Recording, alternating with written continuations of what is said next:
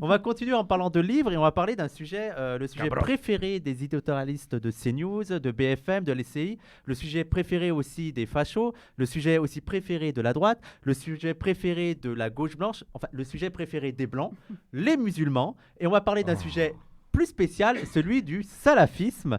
Est-ce qu'il existe un sujet aussi discuté, mais discuté de manière n'importe nawak que le salafisme? Je ne crois pas. Et c'est pour ça qu'aujourd'hui, je vais vous conseiller une lecture, celle-ci. Qu'est-ce que le salafisme de Azmi Bishara? Je crois que tu connais Azmi Bishara. Oui, je connais Azmi Bishara. Enfin, je connais. J'ai rencontré une fois ou deux. Hein, mais on avait fait un meeting à la Bourse du Travail de Saint-Denis il y a longtemps, le pire, hein, parti indigène de la République, et il y avait Azmi Bishara qui était là, effectivement. Et je connais aussi son frère, parce que c'est avec le frère Je lui pose pas de questions bah la non, prochaine faut fois. faut pas. Et Il confirme. c'est le frère de Azmi, Marwan Bishara. C'est avec lui qu'on avait monté l'émission civile en Palestine, justement en 2000. Alors, vous vous demandez, mais qu'est-ce que le salafisme? Comment faire pour comprendre? Parce que tout le monde en parle, mais j'arrive pas trop à comprendre. En plus, ça a l'air de faire peur. Eh ben, vous lisez ce livre. Déjà, la couverture, moi, je la trouve superbe. Je vous dire, c'est un détail, hein. C'est un détail, mais je la trouve super. En plus, C'est quoi, c'est des arabesques? ouais, c'est Enfin, c'est des écritures. C'est de l'arabe. c'est une écriture C'est de l'arabe. en arabe. Alors, on va nous dire que c'est superficiel. C'est effectivement superficiel, mais mine de rien, ça joue en fait sur l'attirance d'un livre et tout. Et en plus, c'est classe. C'est-à-dire que si vous voulez faire peur aux gens, vous allez dans le métro et vous le lisez comme ça. Voilà, vous êtes là. Ah, c'est Le salafisme frère. pour les nuls. Voilà, je vais dire exactement. Le salafisme pour les Vraiment, ça, effet garanti. Avec ta barbe là, alors toi. Ah oui, non mais. Mais en tout cas, c'est vraiment le meilleur livre que j'ai lu pour l'instant sur le phénomène qu'on appellerait le salafisme.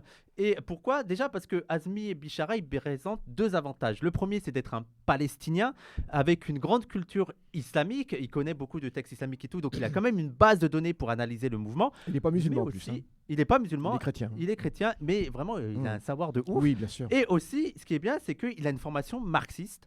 Il faut savoir qu'il a fait sa thèse sur le Capital. Donc, il a vraiment une analyse matérialiste carrée. Ah, je suis bien, non. Il a vraiment une analyse matérialiste carrée. Ce qui lui permet d'avoir une analyse qui est très éloignée des lectures orientalistes qu'on connaît sur le sujet.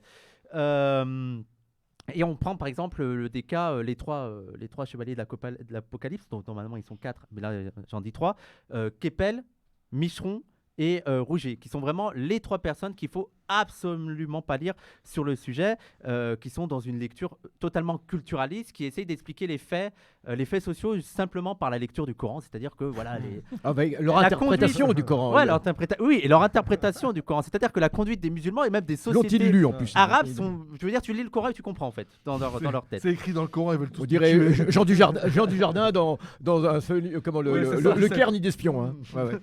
Et donc, Azmi Bishara s'éloigne de ça. Donc, comme j'ai dit, il a une érudition sur les textes islamiques qui aide énormément pour vraiment comprendre le phénomène.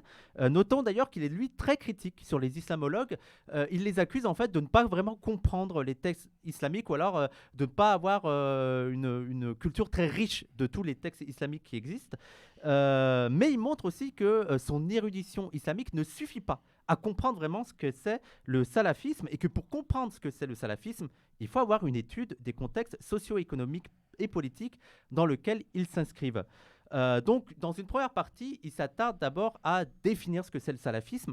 C'est une partie qui est un peu compliquée. Je ne vais pas le cacher parce qu'en fait, il y a plein de références. Et c'est vrai que quand on n'a pas l'habitude des noms arabes et tout, on se perd vite en fait dans les noms arabes, dans les références, dans les textes et tout. Mais je vois pas comment il pouvait faire plus simple parce que c'est vraiment une grande recherche qu'il a fait. Et il montre en fait la diversité qu'il y a derrière le terme salafisme. Et aussi, c'est important parce que c'est devenu un mot valise en fait. Les gens parlent de salafisme, voilà. C'est un mot valise pour faire peur. En et fait, donc, c'est l'islamiste djihadiste méchant qui voilà, veut c'est ça. qui veut nous faire du mal, quoi. Ouais, en fait, quand les gens entendent salafisme, ils entendent terrorisme, ils entendent Daesh, ils entendent radicalisation. Donc, il remet les choses en place. Et pour lui, il y a une chose qu'on pourrait qu'on pourrait mobiliser pour essayer de rassembler tout ce qui concerne le salafisme, c'est l'idée de s'en référer aux pieux prédécesseurs. Voilà. On pourrait définir le salafisme. C'est le respect des anciens. Quoi. Ouais, voilà, ouais. C'est vraiment de revenir aux textes anciens, de s'en référer à pas seulement le prophète, mais aussi tous les compagnons et tout, et de revenir en fait à l'islam des origines. Mais il montre que même ça, En fait, ça n'explique pas grand-chose parce que à partir de l'idée de s'en référer aux pieux prédécesseurs, il y a plein d'interprétations qui peuvent être faites. Qu'est-ce que ça veut dire vraiment de s'en référer à eux? C'est-à-dire de reprendre leur logique ou alors d'appliquer, de faire du copier-coller. Donc il y a vraiment eu plein de débats sur ça.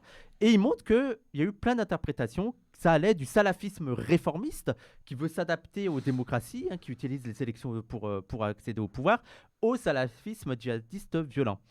Donc, on voit là qu'ils rompt avec une lecture essentialiste et anhistorique du salafisme, mais aussi de tout le mouvement islamiste, parce que c'est pas seulement le salafisme qui souffre de cette interprétation, c'est tout l'islamisme. Et nous, on a fait plusieurs fois des critiques sur ça, sur le terme islamiste, comment c'est mobilisé de manière n'importe nawak pour dire n'importe quoi. Ça te fait rire le mot n'importe nawak? Non, mais... Voilà, il y a juste à voir par exemple sur la société d'Arabie Saoudite où on croit que on lit le Coran et on explique les évolutions qui a cours en Arabie Saoudite.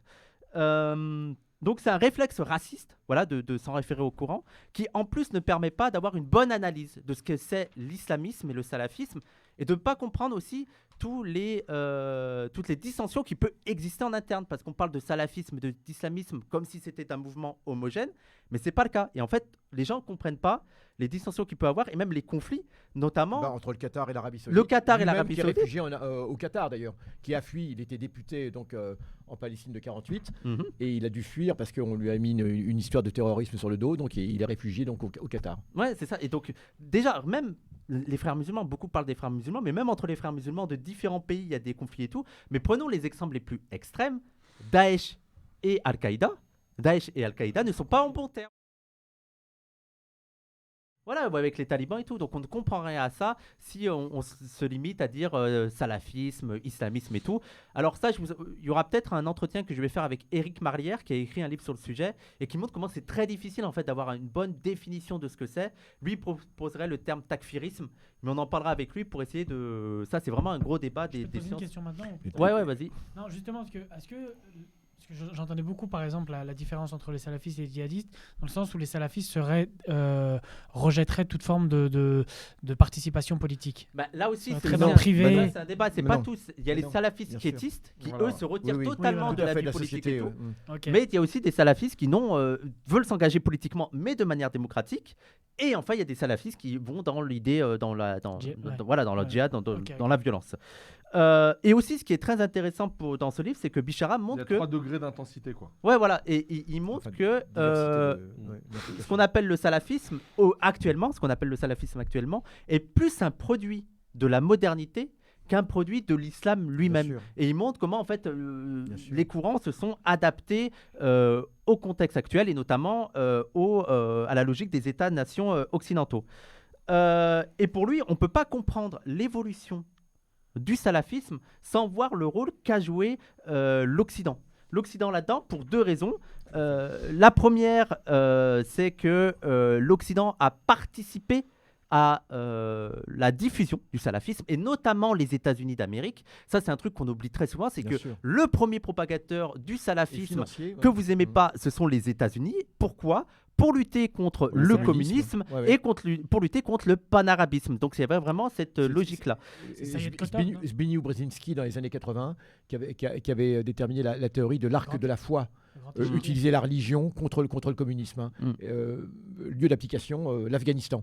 Contre les Russes en Afghanistan. Et donc, utiliser la religion contre le communisme. Et donc, c'est à partir de ce moment-là que l'Arabie Saoudite a financé généreusement tous les réseaux de la CIA, etc., et les réseaux salaf.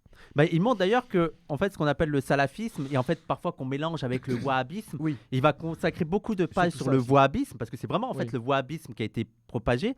Et il fait toute une histoire du wahhabisme. Il revient à Ibn Taymiyyah, je le dis sûrement très mal, mais qui est au 11e ou 12e siècle, je ne sais plus, mais qui est vraiment peut-être l'instigateur du salafisme, entre guillemets, mais qui... Même les salafistes actuels, selon Azmi Bishara, ont une mauvaise lecture de Ibn Taymiyyah, mais il montre quand même comment le wahhabisme a une lecture de Ibn Taymiyyah qui ne pouvait naître que dans les sociétés saoudiennes du début du siècle, c'est-à-dire des sociétés qui étaient basées en fait sur des sociétés bédouines avec des conditions de vie qui étaient basées sur la conquête et sur la razzia. Il montrait qu'à l'époque, le wahhabisme, ça ne prenait que dans le désert, dans la campagne et tout, alors que dans les villes, ça rejetait cette idéologie-là. Et qu'est-ce qui s'est passé? Donc il y a eu les États-Unis qui ont propagé ça, mais aussi une alliance des pouvoirs en Arabie Saoudite entre les Saouds et le pouvoir religieux. Et en fait, chacun a trouvé son compte, c'est-à-dire que les Saouds avaient une légitimité religieuse et les religieux avaient accès au pouvoir. Ils ont été mis en place par les Anglais, parce qu'auparavant, Oui. c'était les Hachémites. Mais il y a quand même eu une alliance les Hachémites, Saoud. bien Il y a quand même une. Les C'est pas Hachémites, seulement les Occidentaux, il y a aussi Oui, bien entre sûr, eux une alliance. Bien sûr. Donc, il y a eu ça. Et enfin, la deuxième responsabilité de l'extension, la responsabilité de l'Occident dans l'extension du wahhabisme, du salafisme, de certaines idées radicales de l'islam, c'est l'oppression occidentale dans les pays arabes, qui a entraîné, selon lui, un ressentiment contre le pouvoir, contre l'élite qui essayait de faire bonne figure envers la domination européenne, notamment avec occidentale et tout. Carrément l'Occident. Avec des politiques ultra laïques mais sévères envers les minorités, envers le champ politique musulman. Oui. Et ça a amené en fait entre autres, une réaction de la population en voyant cette élite comme une élite traître, et qu'il était d'une certaine manière, mais aussi les pouvoirs les plus radicaux, les islamistes les plus radicaux, ont su capitaliser sur cette colère pour accaparer le soutien populaire. Je vais te faire du libéralisme à la sauce de l'islam. Voilà. En fait, les frères musulmans, c'est complètement. Bah oui, bien sûr. Toutes les expériences s'inscrivent totalement dans le libéralisme, et même l'ultralibéralisme. C'est ce qu'on disait, par exemple, sur les révolutions en Iran et tout. On disait, mais il y a un blocus depuis des années, vous ne dites rien et vous ne comprenez pas si le sort des Iraniens. Alors l'Iran est un cas particulier. Non, mais comment les pouvoirs réactionnaires qui disent eux peuvent jouer sur l'oppression occidentale pour avoir vraiment du pouvoir. Et donc, si vraiment ça vous intéresse, luttez d'abord contre l'oppression occidentale. Bien sûr. Voilà, j'étais un peu long, donc moi je conseille vraiment de lire cet excellent livre de Azmi Bishara. Qu'est-ce que le salafisme? Édité, alors ça s'appelle Orient Édition. Orient Édition, c'est une petite maison d'édition, donc n'hésitez pas à aller acheter pour comprendre autant le salafisme, mais aussi le lien entre le religieux et le politique, pour comprendre que le phénomène religieux reste un phénomène qui est très malléable et que le pouvoir peut facilement changer l'interprétation selon la période. On le voit actuellement avec l'Arabie Saoudite qui est en train de se libéraliser, entre guillemets, parce qu'elle a d'autres intérêts économiques et que aussi le pétrole est en train de se tarir. Il faut devenir un pays touristique et donc on va être un peu plus léger au niveau des mœurs, entre guillemets. Donc on voit que la religion en tant que telle, on en fait ce qu'on veut. Ce qui est intéressant justement, c'est qu'on donne une vision de l'islam qui est comme quelque chose de très rigide, très fossile.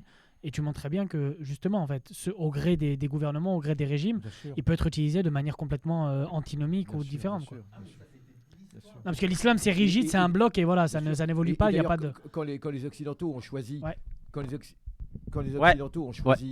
Occidentaux ont choisi les Ibn Saoud pour remplacer les Hachémites, ils n'ont pas pris n'importe qui. Ils n'ont pas pris n'importe qui. C'était la tribu qui était la plus pro-occidentale déjà avant. Et c'est assez étonnant parce que derrière un paravent de rigorisme, de respect, des traditions, etc. Mais c'était déjà des gens qui admiraient complètement l'Occident et qui étaient. Ce qui est terrible, c'est que dans un premier temps, ils ont utilisé les mouvements islamistes, etc. Enfin, j'utilise ce terme rapidement, notamment en Égypte contre. Voilà. notamment par exemple dans le cas de l'Égypte de Nasser qui est très important combattre Nasser, pour l'affaiblir. Et après, ils ont utilisé ces organisations-là pour soutenir les régimes dictatoriaux, Moubarak, etc., en les présentant comme les seuls remparts au déferlement islamiste dans ces pays-là. Mais l'impérialisme se restructure en permanence. Son discours se restructure en permanence. Il faut bien comprendre cela. C'est pas quelque chose de figé. Sa force, c'est son adaptabilité. Non, on voit actuellement avec la France qui lutte en même temps. C'est branché à fond là, je peux pas faire. Ouais. C'est bon.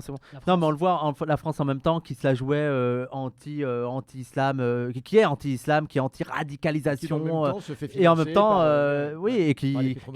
qui finit la société Lafarge, non, c'est Lafarge. Oui, Daesh avec Daesh, qui n'a absolument rien fait, parce que le Qatar, tous les investissements, les rapports commerciaux avec le Qatar, ou l'Arabie Saoudite, on vend des armes. C'est-à-dire que en fait, c'est une hypocrisie, mais bon, je veux dire que c'est pas.